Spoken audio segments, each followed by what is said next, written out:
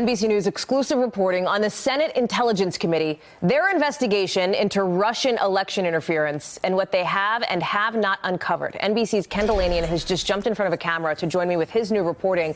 So, Ken, what are you hearing? What are you learning? Hallie, after 2 years and interviewing more than 200 witnesses, the Senate Intelligence Committee has not uncovered any direct evidence of a conspiracy between the Trump campaign and Russia.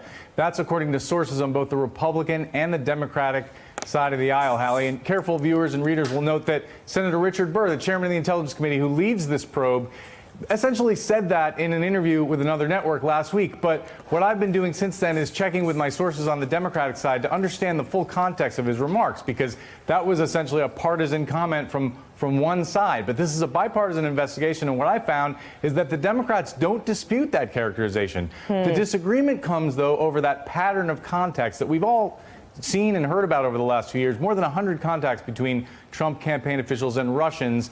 The Democrats say that those remain highly suspicious and that there's a pattern here that still raises questions.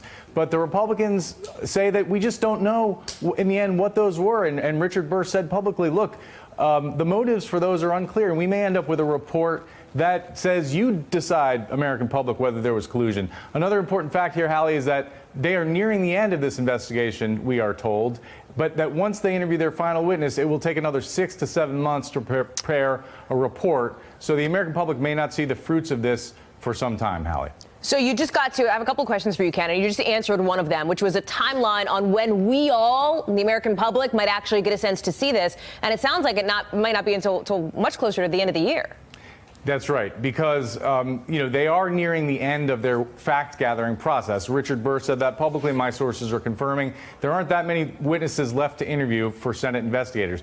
But after they conclude that, then they're going to sit down and write their report. And by the way, the Democrats say this report will not be good for Donald Trump. It will question the judgment of many people in the Trump orbit for having these meetings, for essentially allowing themselves to be preyed upon by a Russian intelligence operation that sought to interfere in the election and to help Donald Trump. But again, no direct proof of a conspiracy. As one Democratic aide said to me, we never thought we were going to find a contract between Trump and Vlad saying, hey, let's collude. But the question is, how do we interpret all these various contacts between Trump campaign and Russia?